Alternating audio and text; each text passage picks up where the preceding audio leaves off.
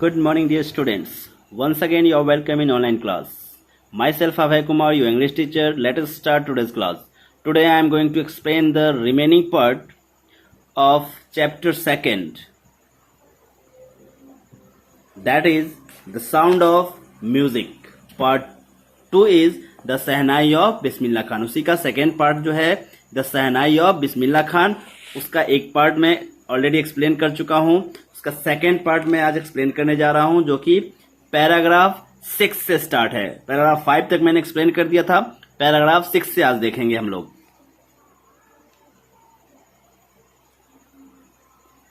तो पैराग्राफ 6 कह रहा है कि at the age of 14 Bismillah accompanied his uncle to the Allahabad music conference. 14 साल की आयु में बिस्मिल्ला अपने मामा जी के साथ इलाहाबाद, है ना, जो कि संगीत कॉन्फ्रेंस था, वहां पे वो गए. कौन गए? बिस्मिल्ला खान गए. जबकि उनकी उम्र उस समय कितनी थी? 14 years. At the end of his recital Ustad Faiyaz Khan patted the young boy's back and said, work hard and you shall make it. तो जब रियाज जो है वो खत्म हो गया, गायन समारोह जो था वो खत्म हो गया, तो उस्ताद फैयाज खान ने उस युवा बालक की पीठ थपथपाई और कहा कि कठिन मेहनत करो और तुम इसे अच्छे कर सकते हो और बेहतर कर सकते हो तुम. ये बात उन्होंने उस बालक को कहा, यानी बिस्मिल्ला खान को कहा. With the opening of the All India Radio in Lucknow in 1938 came Bismilla's big break. तो 1938 में लखनऊ में ऑल इंडिया रेडियो का उद्घाटन हुआ, ऑल इंडिया रेडियो खुला और उसी के साथ बिस्मिल्ला खान को एक बहुत बड़ा अवसर मिला. बिग ब्रेक मिलना मतलब बहुत बड़ा अवसर मिलना. He soon became an often heard shehnai player on radio. वह शीघ्र ही रेडियो पर अक्सर जो शहनाई की जो आवाज सुनाई देती है वो जो वादन था वो उन्हीं का हुआ करता था. यानी उनका जो शहनाई था उसका आवाज जो है ऑल इंडिया रेडियो पे भी गूंजने लगा और वो अक्सर सुने जाने वाले संगीत थे उस समय. Now paragraph 7. When India gained independence on 15th August 1947, Bismillah Khan became the first Indian to greet the nation with his शहनाई. कह रहा है कि भारत जब आजाद हुआ, कब? 15 अगस्त 1947 में, है ना, तो उस समय भारत को स्वतंत्रता प्राप्त हुआ. तो बिस्मिल्ला खान जो थे शहनाई द्वारा अभिवादन करने वाले, देश को अभिवादन करने वाले पहले भारतीय बने, फर्स्ट इंडियन बने. शहनाई के द्वारा उन्होंने पूरे देश को क्या किया? देश का अभिवादन किया. ही poured his heart out into राग काफी from the Red Fort to an audience which included Mahatma Gandhi and Pandit Jawaharlal Nehru, who later gave his famous Tryst with Destiny speech. तो उन्होंने क्या किया? लाल किले से उन श्रोताओं के लिए राग काफी में अपना दिल उड़ेल दिया. यहाँ पे एक वर्ड आया है poured his heart मतलब दिल उड़ेल देना, है ना, जिसमें ऑडियंस के रूप में वहां कौन कौन थे? महात्मा गांधी भी थे और लोगों के साथ साथ महात्मा गांधी थे, पंडित जवाहरलाल नेहरू शामिल थे, है ना, जिन्होंने, यानी पंडित जवाहरलाल नेहरू ने अपना फेमस भाषण, स्पीच जो क्या था? ट्रिस्ट विथ डेस्टिनी, वो वहीं से उन्होंने दिया था, वहीं से वो भाषण दिया था. किसने? पंडित जवाहरलाल नेहरू ने. Bismillah Khan has given many memorable performances both in India and abroad. कह रहा है बिस्मिल्ला खान ने भारत और विदेशों में भी बहुत सारे अविस्मरणीय, है ना, जिसको भुलाया ना जा सकता हो, वैसा प्रदर्शन उन्होंने किया है इंडिया में और इंडिया से बाहर, अब्रॉड मतलब आउट ऑफ इंडिया.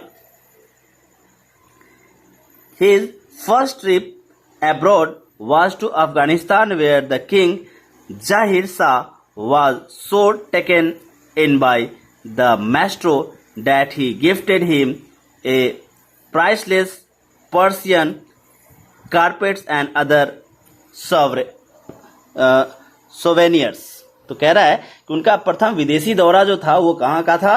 अफगानिस्तान का था। यानी पहली बार वो आउट ऑफ इंडिया गए थे तो वो अफगानिस्तान गए थे, जहां के राजा उस समय कौन थे? जाहिर शाह थे, है ना। तो उनके इस शहनाई वादन से खुश होकर के उनको सम्मानित करने के लिए उन्होंने क्या किया? अनमोल, बहुत ही अनमोल पर्शियन गलीचा, है ना, पर्शियन कारपेट, तथा कारपेट यहाँ पे गलीचा होता है, और अन्य शानदार उपहार जो हैं उनको गिफ्ट के रूप में दिया।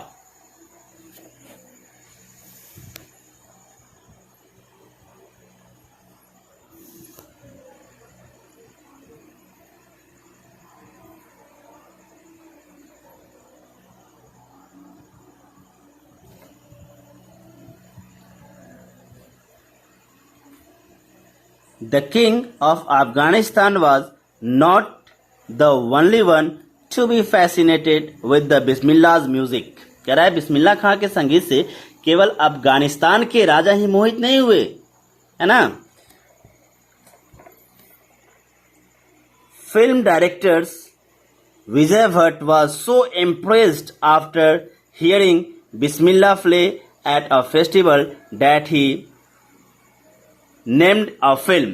तो कहता है कि जो फिल्म के डायरेक्टर थे जिनका नाम था विजय भट्ट, वो जो थे इनके शहनाई वादन से बहुत ज़्यादा प्रसन्न हुए, बहुत इम्प्रेस्ड हुए, और उससे इम्प्रेस्ड होके उन्होंने एक फिल्म का नाम रख दिया। क्या नाम रख दिया?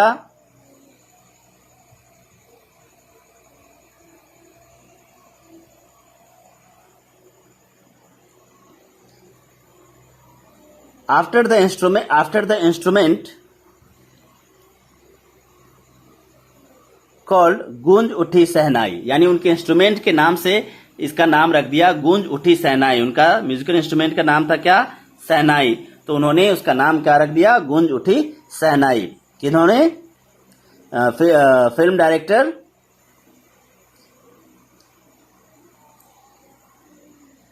जिनका नाम था विजय भट्ट, उन्होंने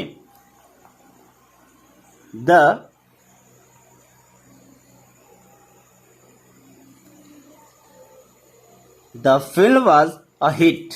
फिल्म जो है क्या हो गया? हिट हो गई।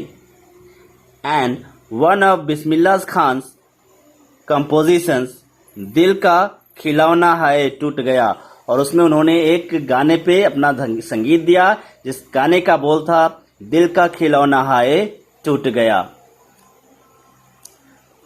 Tuned out to be a nation wide